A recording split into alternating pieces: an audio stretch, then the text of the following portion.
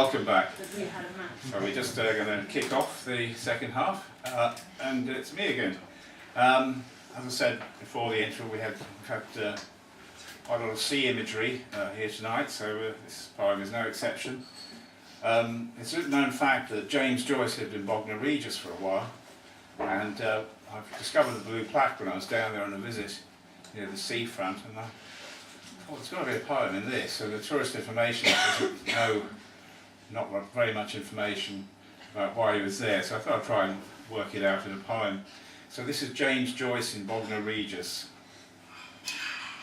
What was James Joyce doing in a terrace by the sea, writing Finnegan's Wake in Bognor in 23, in an ancient town where beachcombers walk the sky, with a pier 1,000 feet long, where old bluesmen come to die, and restaurants shut at 6, in respect of the setting sun, and all that is left by then is the drinking still to be done, or watching the crazies at crazy golf, arrested here if they merely cough. This is not the best place to be if you want to make sense of what you see at the sea. God knows what Joyce thought of pubs where barmaids pull Guinness so fast. Perhaps he just loved the way the day seems to last and last and last and last.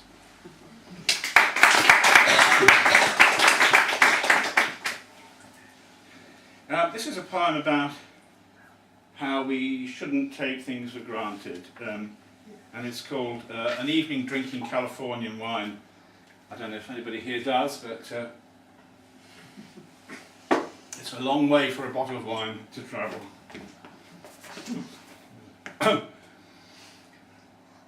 9,000 miles from home, the bottle not yet dusty graces table, golden label, glowing elegance.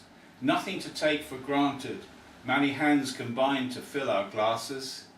Hands that pick the grapes, licking fingers, running juice. Hands that fuel the furnace, blaze the sand that melted into glass. Hands that printed labels, pulled on levers, siphoned vats. Hands that drove the truck, that flew the plane. Hands that rung the till, that wheeled the bus, that took our wine and us home through London's infinitely reluctant sun.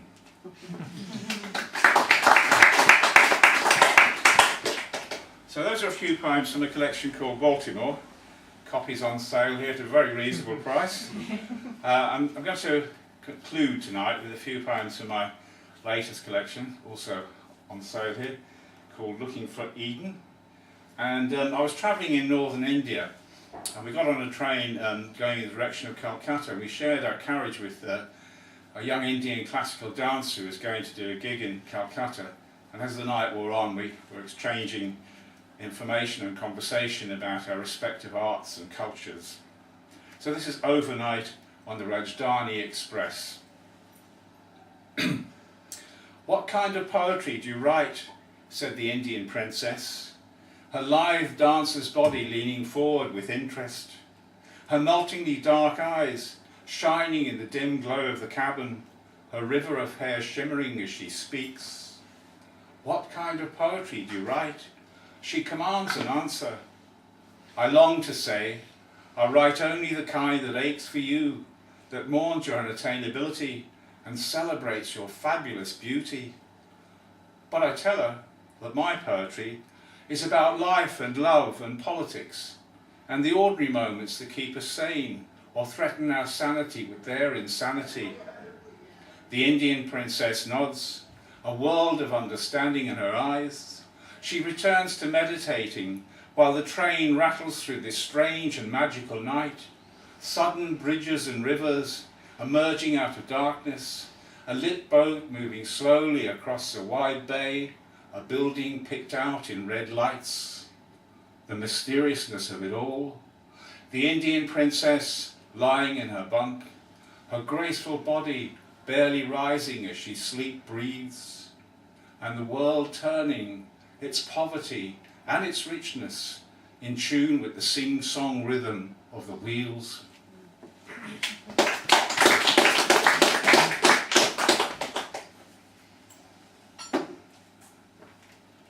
My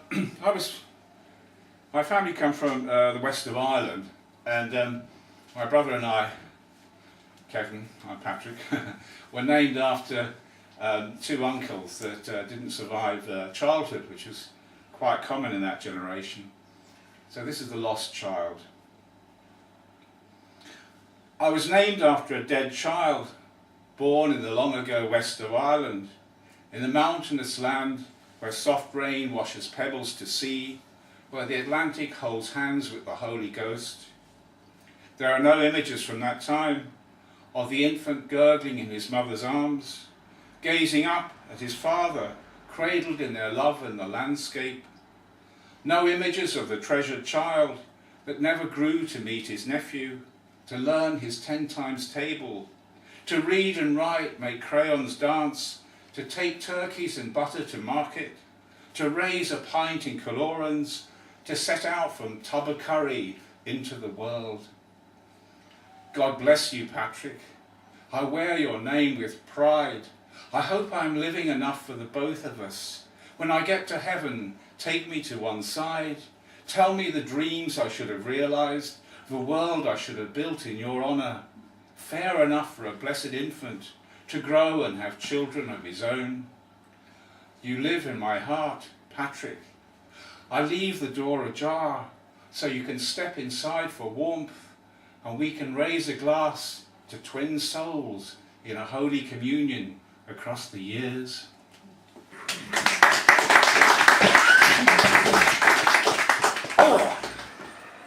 Sorry.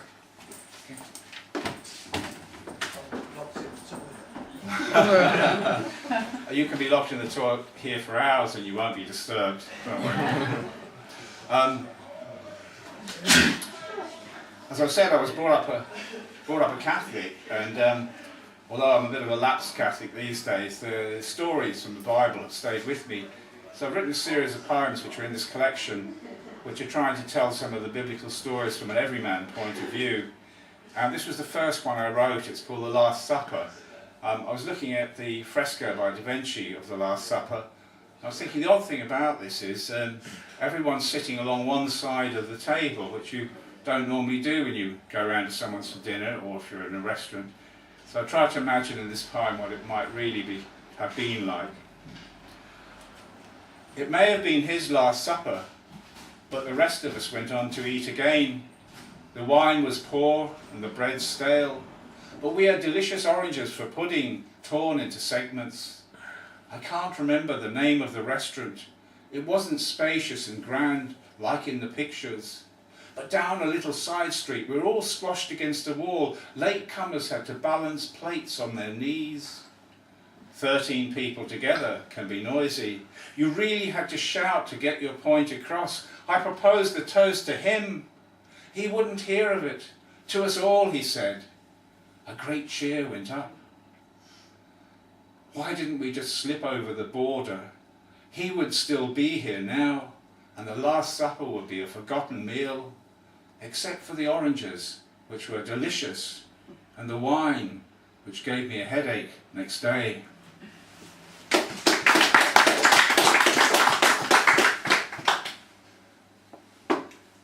Now that was the Last Supper, and this is my last poem tonight.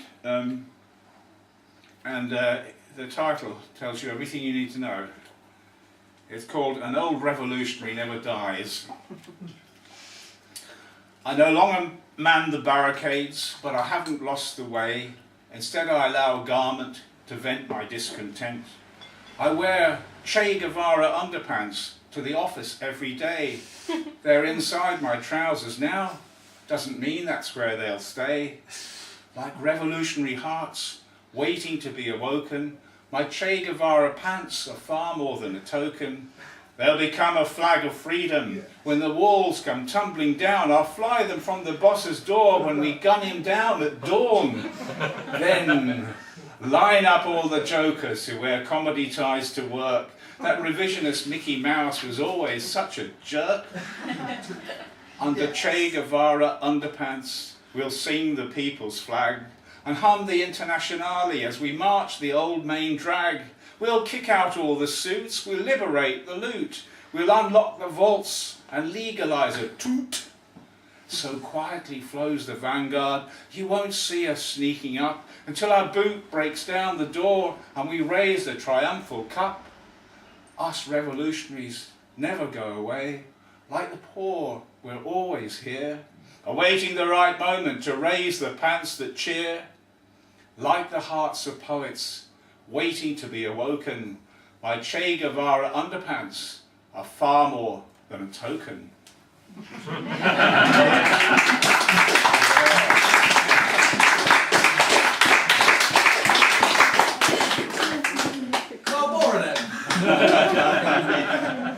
Well, as long as you don't wear them on your head, although they have been freshly laundered, I hasten to add.